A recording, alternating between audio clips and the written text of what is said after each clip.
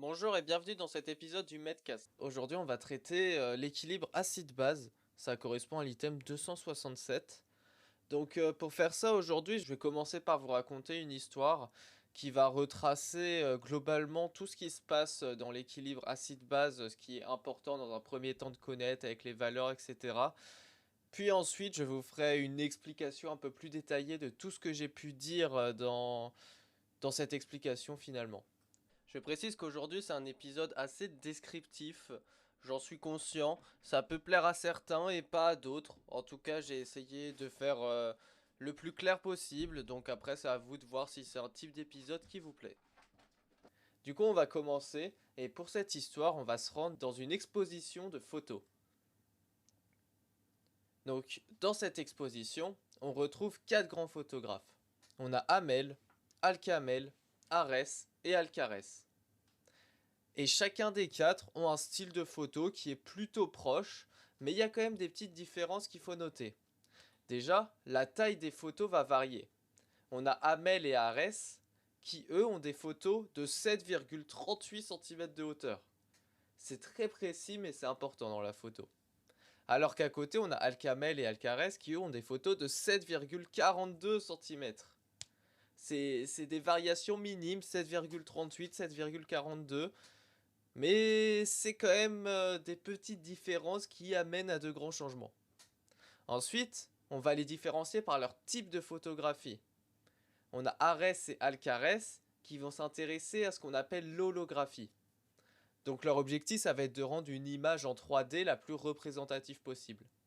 Et à côté, on a Hamel et Alkamel. Eux, ils vont plutôt s'intéresser au nombre de pixels et vont jouer sur la qualité pure de leur image. Du coup, Hamel va plutôt chercher à réduire son nombre de pixels. Il va avoir le minimum de pixels possible dans son art. Alors que Alkamel, lui, va vouloir avoir un maximum de pixels et va vouloir augmenter ce nombre de pixels. De l'autre côté, on a Arès, qui va jouer sur la 3D en essayant d'avoir l'effet 3D le plus faible possible, alors qu'Alcarès va vouloir l'augmenter.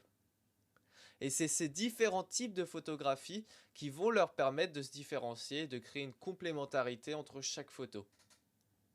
Maintenant, on va venir sur notre personnage. On a Médicis. Médicis connaît bien tous ces artistes et il va aller visiter leur exposition. Il va rentrer dans l'exposition et il va regarder la salle de manière générale. Il va se rendre compte très vite que cette salle c'est un carré et sur chaque mur il y a un artiste qui présente toutes ses photos. On a déjà Hamel là sur le premier mur, puis on a Arès juste à côté, ensuite on a Alkamel et enfin Alcarès. Donc c'est dans cet ordre-là, dans le sens des aiguilles d'une montre, qui sont affichés. Et en prenant du recul, Médicis va se rendre compte que les photos de même taille sont côte à côte. On a Hamel à côté de Arès. Et on a les types de photographies qui sont face à face, avec Hamel en face d'Alkamel pour l'holographie et Arès en face d'Alcarès pour le nombre de pixels. Médicis ensuite va se diriger vers Alkamel, un de ses amis, et va lui dire qu'il trouve une certaine ressemblance quand même entre les photos d'Alkamel et celles d'Arès. Et Alkamel va lui répondre qu'effectivement, on peut retrouver un air. Et il va lui dire clairement. Alkamel dit « Moi, je joue sur l'effet holographique. Je veux avoir l'effet 3D le plus fort possible. Mais pour ça, automatiquement, je vais devoir augmenter mon nombre de pixels. A l'inverse, Arès, lui, va avoir un nombre de pixels plus élevé. Et donc, automatiquement, intrinsèquement, ça va amener un effet holographique plus important. C'est ce qu'on va appeler une compensation. Si on veut plus de 3D, on a plus de pixels. Et inversement, si on veut moins de 3D, on va mettre moins de pixels. Mais d'ici donc, il va lui répondre qu'il comprend le principe. Mais il se demande toujours comment on différencie factuellement tous ces types de photographies quand on est un peu amateur, quand on connaît pas, il sait pas trop comment ça fonctionne. Alkamel va alors lui expliquer « Mon domaine, tout comme Hamel, c'est l'holographie. Dans mon cas, on va parler d'une haute holographie. Ça veut dire que je vais chercher à avoir une représentation 3D qui est présente sur plus de 26% de la photo. C'est la valeur qui caractérise une haute holographie. Alors que pour Hamel, on va plutôt parler de basse holographie, parce qu'elle va être présente sur moins de 22% de la photo. Ensuite, pour Arès et Alcarès, qui vont jouer sur le nombre de pixels. Ares, lui, va vouloir avoir plus de 44 mégapixels sur ses photos. Alors que Alcares, lui, va chercher moins de 36 mégapixels. Ça fait une différence de 8 mégapixels sur une photo, ça fait quand même beaucoup. Medici, qui a donc compris ce que Alcamel lui a dit, profite encore un peu de cette exposition, refait un petit tour, et ensuite il s'en va avec toutes ses nouvelles connaissances en tête, ses nouvelles connaissances sur la photographie. Voilà, j'ai fini de vous raconter cette petite histoire. Je tiens évidemment à préciser que ces informations, c'est une histoire pour vous aider à comprendre peut-être l'équilibre acide-base, pour vous aider à vous en souvenir, mais c'est pas réel, c'est pas des valeurs réelles dans le monde de la photographie. Les notions sont peut-être pas, elles existent dans le monde de la photographie, mais c'est peut-être très mal expliqué, etc. Mais on s'en fiche d'être très factuel, ce qu'on veut, c'est comprendre ce qui se passe. Et donc j'espère que ça va vous aider. Maintenant, je vais pouvoir la détailler pour que vous compreniez un peu chaque partie de cette histoire, ce qu'elle mène, et que quand vous la réécoutiez, vous compreniez chaque portion et que vous la reteniez. Pour commencer, déjà on a les prénoms de tous nos participants. Et donc vous l'aurez peut-être compris déjà, chaque prénom ça représente un déséquilibre acide-base. On a Amel, ça représente l'acidose métabolique. Ensuite on a Alcamel, là c'est l'alcalose métabolique. Ares c'est l'acidose respiratoire et Alcares c'est l'alcalose respiratoire. Ensuite, seconde donnée, on a la taille des photos. Et la taille des photos, ça représente les valeurs qui limitent le pH. Amel et Ares ont des photos de 7,38 cm. Tous deux, ils représentent une acidose. Et on déclare une acidose par un pH artériel qui est inférieur à 7,38. Alcamel et Alcares, eux, représentent une alcalose. Et on dit qu'une alcalose, c'est un pH artériel qui est supérieur à 7,42. Si on continue dans ces données, on a le type de photographie. Amel et Alcamel, eux, s'intéressent à l'holographie. Holographie qui commence par H, comme les ions bicarbonate HCO3-. Donc on a ces déséquilibres métaboliques qui sont liés aux valeurs de HCO3-.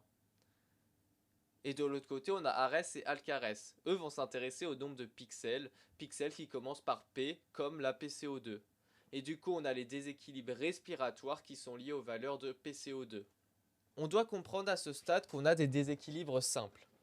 Dans une acidose métabolique, on va avoir une diminution du HCO3- et une hausse du HCO3- dans une alcalose métabolique. Et dans une acidose respiratoire, on va avoir une hausse de la PCO2 et une baisse de la PCO2 dans l'alcalose. Ensuite, on a la disposition de la pièce qui est un peu expliquée avec sa forme carrée, la disposition des artistes. Et tout ça, c'est juste un moyen un peu plus visuel que certains d'entre vous vont peut-être pouvoir utiliser pour se souvenir de ces définitions. Un peu comme si on avait un tableau dans un cours. Là, c'est juste vraiment un moyen de se représenter visuellement ce qui se passe. Et enfin, pour finir, on a cette discussion entre Medici et Alcamel. Ça vient donner un peu plus de détails. Par exemple, quand Alcamel explique qu'augmenter l'holographie implique d'augmenter le nombre de pixels. En fait, il évoque la réponse compensatrice du corps. Par exemple, quand on a une hausse d'HCO3- dans l'alcalose métabolique, ça va induire une hypoventilation compensatrice qui va également augmenter la PCO2.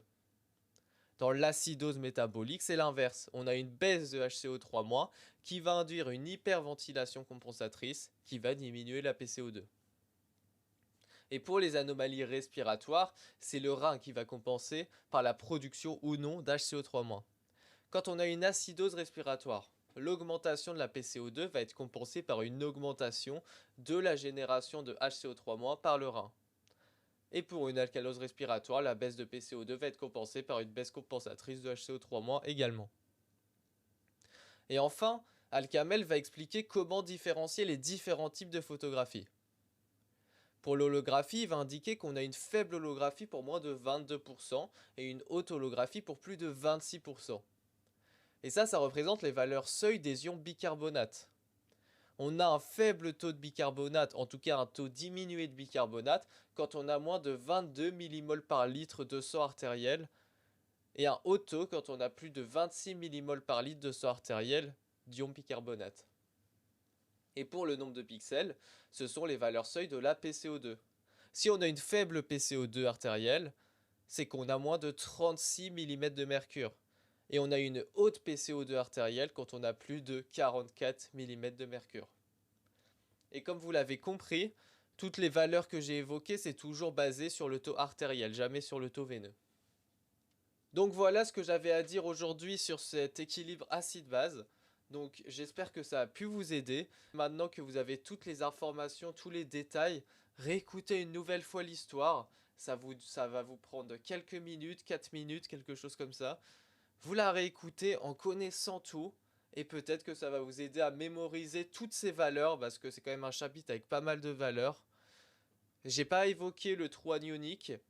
Peut-être que je le ferai dans un prochain épisode. N'hésitez pas à me dire si ça vous intéresse. Merci à tous d'avoir écouté. On se retrouve la semaine prochaine pour un prochain épisode.